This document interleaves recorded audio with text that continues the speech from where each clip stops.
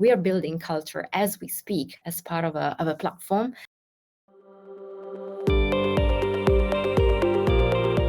This is The Talent Show, a new podcast series from FT Talent, a hub of innovation from the Financial Times, hosted by under 30s for the under 30s around the world.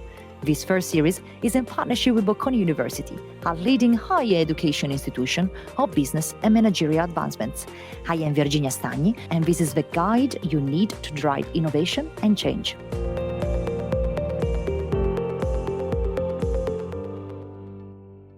Today, we are focusing on the music industry by talking with a leader in the audio streaming economy. This is for any listener who has a passion for music and wants to understand where that industry is heading.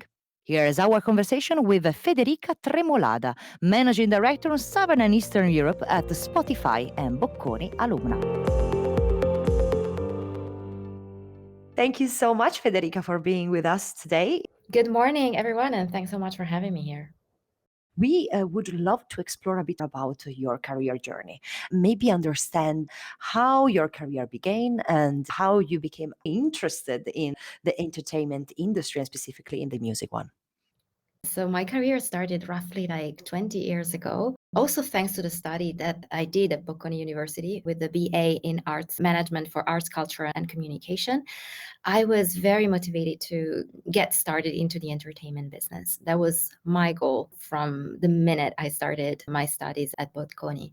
What I didn't know was that I was actually going to fall in love much more about tech and digital than I ever expected, because I already knew my passion for music, but the digital transition was actually happening during those days. So I would say that if I need to select 3 keywords that really determined my career from the very beginning, these are music, digital, so tech, and culture. How is your normal workday look like? What are your daily tasks and what are your tips for our listeners of things that you are applying in your workday life, of things that maybe you have studied or you're reading, etc.? I overlook 28 markets and I look after marketing, the music part of the business, both like on the content side, but also on the business front, podcast as well. So Spotify is no longer just a music company. We have become much, much bigger in terms of scope with all these different type of, let's say, functions to work on. And with such a diversity of market, I would say that I never have a day that looks like the previous one or the next one. Each day is very unique in my life. And this is what actually keeps myself very, very excited about the job that I am doing. And also there are a lot of variety of different things. So it could go from one day really spending time with external partners or meeting journalists, talking about where we are as a company. And then the next day we can have a deep dive brainstorming around how we're doing on the playlisting side with the editorial teams. In terms of recommendations, learning new things every day, showing up every day, knowing that there will be definitely some things that you didn't know, because we are building culture as we speak as part of a platform. And this doesn't mean only, learning from generations of managers or people who have been in front of us. Is actually the obvious one. But most of the time I'm learning from the new generations, from the younger people that I'm working with, because the digital transition is happening continuously, and the Gen Z and then the Gen Alpha that is coming after are really showing us a completely different world that is like unraveling in front of our eyes every day. What is fascinating is how much diversity you can see, business side, music side. I think it's quite interesting that either you need to embrace the different tastes, but at the same time, there is quite a lot of cultural differences. The fact that you need to manage so many different regions with different tastes, different cultures, how do you go about that? How your team is supporting you in trying to manage diversity in a certain sense? I think we are immersed in diversity ourselves. When you look after 28 markets, you have to sort of have an understanding of the culture around those markets, but also understand that you will never be able to be in each market entirely. The team is diverse itself. So meaning that we hire people not just from different cultures, but also with different types of skills. People are, in some cases, very much focused on the more mature markets, but also some other that are much more able to develop scaled programs in order to manage more markets at the same time. So if you think about all the Eastern European markets that are in my region, some of them like Hungary, for example, or Czech Republic, have a tremendous opportunity of growth, especially on the premium front. But in terms of total addressable market, they might be smaller. And so how do we make sure that we support the local community, but also the local partners in a way that is close to the local culture, but is very representative of the Spotify brand as well? And so the team is doing an amazing job sort of building all these bridges in a context of Spotify where we put diversity at the forefront of everything we do. So we talk about diversity every day. We understand that diversity is not just about talking about different languages or showing different nationalities, different representation in our team. It's also about enabling everyone to be authentic and sort of bring their own creativities and feel safe in the environment they work at and bring the best of themselves to what they do. And that's absolutely part of the mission of bringing as well this collaboration between Financial Times with FT Talent and Bocconi is really trying to push diverse talent from diverse backgrounds to be inspired by companies and experts like yourself. It's quite interesting, I think, to see in terms of diversity, the business and tech industry has been changing quite a lot in the past few years. And I know this is a topic that is really dear to you. Can you talk about the efforts to diversify the music industry as more women are joining your tech and business side of the industry? So this is, as you said, like one of the topics which is very, very dear to me and one of the top of mind in what we're doing. As I was mentioning before, we're very lucky at Spotify. All these conversations are happening every day, and we are immersed in a culture where diversity is at the forefront of what we do. But there's still a lot of work to do in the overall, let's say, context ecosystem where we work on. I'm not just talking about general behaviors, I'm talking about data. For example, at the charts, just 14% of the top charts are made of artists who are female artists. It was a shocking number the first time we actually reviewed the data when we did the first analysis with GfK last year.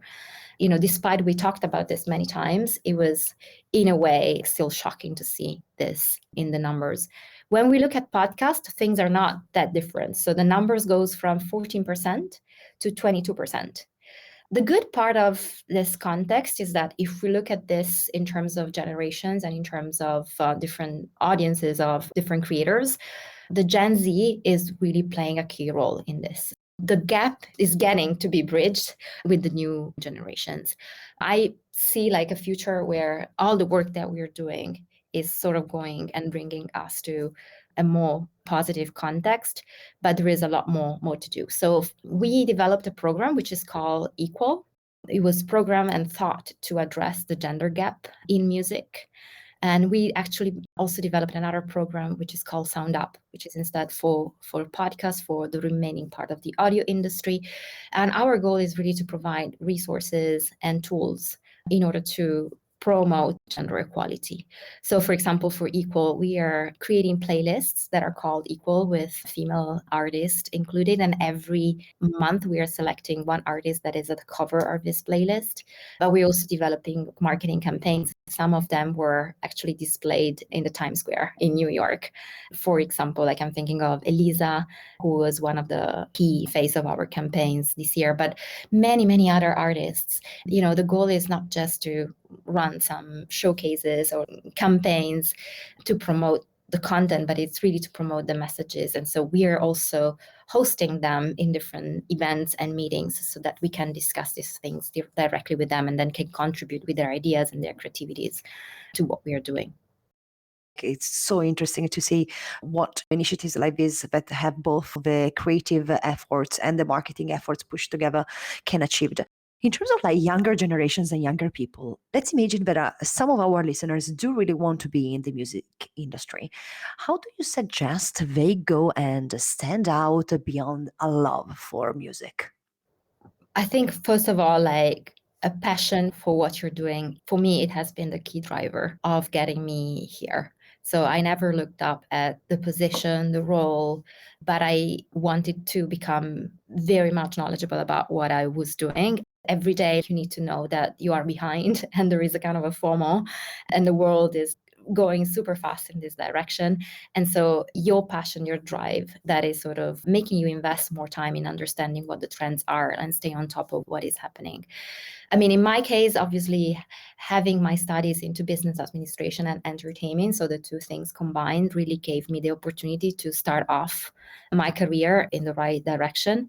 I think having conversations with people who are in the industry, that are around the industry, so being able to create a network, and this could mean not just senior executives, but it could really mean talking and being connected with the people who are creating from every side the industry. For example, it could be companies that are working as aggregators, independent labels, independent artists. This has really helped me sort of understanding how I can better prioritize what I'm doing, and at the same time keeping myself up to speed with what's happening in the industry. So openness has made a strong difference in my career, I believe. Federica, one last question for you is about a bit more your personal view on this. How do you try to handle stress? I guess with your role as MD, you have a lot of stressful situations. You need to control so many different aspects, as you were describing before, of your teams. You have a lot of people that you need to take care of as a leader, as a manager. How do you mitigate stress? What do you do? And what are your suggestions for people that are entering in such a cybernetic work life similar to yours? I think my answer to this question would probably be different. I'm in terms of agenda, business trips, etc. So there are multiple tools that you can tap based on the level of stress you're in, which can help you at that specific time. I used to, before COVID, really lack physical activity. So I had to cut specific time in my agenda to do sports. And so right now it can be sports, but it can always be a long walk that I do before starting to work. It just gives me the right level of energies. In a way, it makes me prepared to enter a conversation or a meeting where I'm fully focused and energized. I'm a strong fan of meditation, whatever is the time that you can allocate to that. Investing time in sort of learnings, which could be the different techniques, and understanding which one works for you better is definitely one investment that will keep you, let's say, afloat if you need to manage a lot of different stressful situations. And then spending time doing things that are your passions and that are very close to what make you feel entertained and detached from work, even if this is just like 20 or 30 minutes, can really work. I play tennis and that works very well for me, but there are multiple things. Go from playing an instrument to reading, doing different type of things. So what I try to do in my calendar, I try to make sure that every day there is some time allocated to one of these things. When I feel that, I'm running out of breath and what I have in my calendar is not enough, then I ask for more time. So I start dedicating more time to myself so that I can rebalance the situation. And I'm encouraging my team and the people around myself, so my family as well, to do that when I see that happening. There is a lot of education, I think, in terms of mental well-being that needs to be done, and a lot of taboo that needs to be managed in our society to all be able to have an healthy approach to this.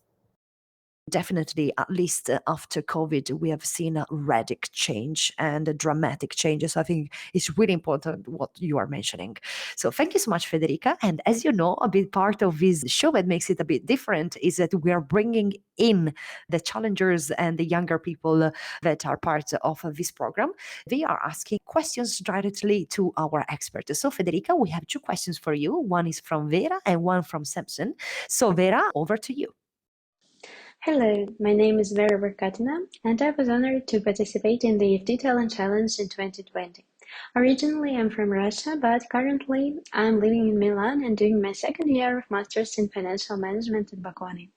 My question to Federica Tremolada is the following. During your TED Talk session in Torino, you shared a fascinating insight into the interconnection between music and math. Could you please elaborate on how incorporating data-driven algorithms into streaming platforms can provoke an emotional response from the users? While listening to Spotify, have you ever felt that the personalized suggestions have surpassed your expectations? Thanks a lot, and looking forward to hearing from you. Thank you so much, Vera, for your question. Thanks also for the connection to the TED Talk about music and math, which was one of the big passions that I have in my life. Some of the things we discussed today are part of your answer. So the algorithm is like a very complicated topic, more for engineers than from a business person like myself. But what I can tell you is that we actually look really seriously for each type of playlist. What is the engagement that users are having for each songs in the playlist? We are programming these playlists on one side, like a clear eye on what's happening in the cultural landscape, but on the other side, on what are users expecting from these songs and from us. The editorial activity as a result has a lot to do with mathematics and doing mathematical analysis in order to program playlists based on all the numbers that we are collecting every day. The connection with emotions comes with the fact that I believe music is an individual experience, but also it's an experience that you like sharing with your friends and everyone you love. And so one of the key elements that we are seeing is, for example, how many people are tapping into listening to that song more times than expected. Or, for example, it could be songs that you love sharing with your friends. We have recently introduced a function which is called Blend. And you find it basically if you search the Made for You experiences in the app, which is creating, thanks to the algorithm, a playlist that you and your friend can share based on your tastes. So you can blend your music with a friend of yours. And hopefully this is creating a better emotional experience and connection and bond with the person you share this with. Thank you very much, Federica. And the second question is from Samson. Hello, my name is Samson. I was a participant of the FT Talent Challenge in 2021. I am from Ghana and currently living in Ghana, located in West Africa. Currently, I'm wrapping up with my final works for my undergraduate studies in BSc Petroleum Engineering at the Kwame Nkrumah University of Science and Technology, also located in West Africa. My question is, in the next decade, how do you think the format and production values of podcasts will evolve? Thanks, and looking forward to hearing from you. Thank you, Samson. Thanks so much for your question. The industry of podcasts is basically revolutionizing as we speak. So more and more formats and different genres have come into place in the last 4 years, basically, since podcasts have been more on the rise and they sort of identify themselves as a new language in the media. The type of content, the type of formats are under a revolution as well. So what we saw during COVID, for example, is that a lot of people were turning to audio because audio is giving you, especially podcasts, a very intimate experience. You are able to sort of learn new things or get yourself, for example, a meditation session rather than a language classes. The trends are different in each market. It's going to be interesting, for example, to see in the African market what kind of formats will be available in the future. In Italy, for example, news and current updates are those that are most popular. In Spain, there is another market that I'm following. Comedy is one of the key genres. What I think will happen more and more in the future is that this is going to become like a business which has a monetization component. It is much more established, for example, in the United States, but it hasn't been established in all markets in Europe yet, especially in the emerging markets. I expect a more fragmented number of creators to turn into podcasts, similarly to what happened to video. So there are now platforms like Anchor, one of the platforms that is owned by Spotify, where every user can update a podcast, and it's getting easier and easier for people to become podcasters. So where is this leading to? So it's leading to more creativity, mid-tier creators that will be able to sort of share their creativity with the rest of the world, exactly like what happened, for example, for YouTube in the video industry. On the other side, the technology of the monetization is becoming much more advanced for the brands. So we have launched in some of our markets what we call stream ad insertion, which is a technology which is enabling brands to learn how to better target their ads in podcasting. So without getting into technical details, essentially this will be able to abstract more economic and monetization value out of podcast. So the combinations of enabling more creators and enabling them to also make money out of their content will bring us, I would say, different types of formats also in terms of length. So we will continue to see the traditional audio formats that are translation sort of to what is happening in traditional business, but also new formats, for example, shorter type of formats that are more appealing to the Gen Z audiences. So thanks so much for your question, and looking forward to sharing more results as we are also learning them. Thank you very much, Federica. We really walked from leadership to the music industry, personalizations, all the different aspects that make Spotify so exciting. So thank you very much for sharing and also being so open, as you were mentioning, about the way you're seeing the world, the way you're seeing building something from scratch as you're doing every single day. Thank you so much, Virginia. It was an honor for me to be here today. So thank you so much. It was a great pleasure. Thank you. Thank you, Federica. And of course, keep listening, keep pushing all your feedback and your comments of each episode. We cannot wait to read more what you think about this episode. And if you have any other question for us and the team, please shoot it. And you know how to do it from social media to here on the platform. Thank you very much. If you're a listener of a talent show, I bet you're quite interested in the world of work and in understanding trends that are shaking up workplaces worldwide today. I recommend you to check out Working It, the FT's workplace podcast and newsletter. Join our friend and host Isabel Berwick every Wednesday for understanding the big ideas shaping work today and the old habits we need to leave behind. Tune in, subscribe, and follow. This has been The Talent Show, which is produced by the FT Talent team, Aya Al-Shihabi, Noor Hafez, and me, Virginia Stagni. Our podcast producer is Todd Van Luling. Our editor and sound engineer is Arturo Ochoa. Our video producer is Enrique Zecca. And our social media producer is Letizia Clementi. Our music is by Dennis Kishuk. Check out all of the Talent Show episodes at fttalent.ft.com. Subscribe wherever you get your podcasts and follow FT Talent on socials for updates. Until next time, and keep listening.